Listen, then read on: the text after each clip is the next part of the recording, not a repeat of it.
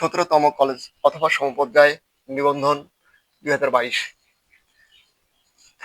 37 অর্থাৎ 37 নম্বর প্রশ্নটি হচ্ছে if you help me I dash grateful. আচ্ছা, এখন দেখুন এটি হচ্ছে রাইট ফর্ম অফ ভার্ব। তো ইফ দ্বারা হচ্ছে রুলস। তো খুব সহজ করে মনে রাখার একটা টেকনিক শিখিয়ে দিচ্ছি। দেখুন যদি ইফ থাকে, কি থাকে? ইফ। আর ইফের প্রথম অংশটা যদি ভার্ব ওয়ান হয়, কি হয়? Verb one. দেখুন তো ইফ আছে, তাহলে এটার প্রথম অংশ, কমার প্রথম অংশ, এটা কি ভার্ব ওয়ান? এই হেল্পটা হচ্ছে ভার্ব ওয়ান। যদি হয় তাহলে নেক্সট শ্যাল অথবা উইল হবে, তারপর হচ্ছে ভার্ব ওয়ান হবে। আচ্ছা দেখুন, তাহলে আমরা উইলটা সবসময় ব্যবহার করতে পারি উইল। এখানে দেখুন হচ্ছে উইল হবে, উইল।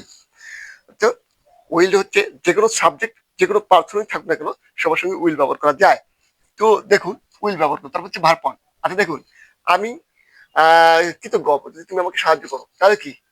তা হচ্ছে উইল প্লাস ভার্ব ওয়ান হবে। তাহলে উইল প্লাস ভার্ব ওয়ান কি? এই যাচ্ছে উইল রিমেইন। তাহলে উইল হচ্ছে রিমেইন। রিমেইন মানে কৃতজ্ঞতা থাকা।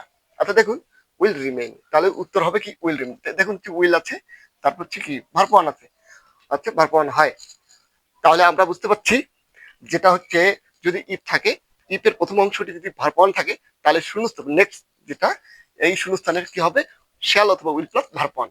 মনে রাখবেন ইফ, মনে রাখবেন কি রাখবেন? ইফ। ইফ যদি থাকে, ইফের প্রথম অংশটি যদি ভার্ব ওয়ান থাকে, তাহলে পরের যে বাক্যাংশে যেটা হচ্ছে শূন্যস্থানের ভিতরে থাকবে will plus verb one, will plus verb one, will plus verb one.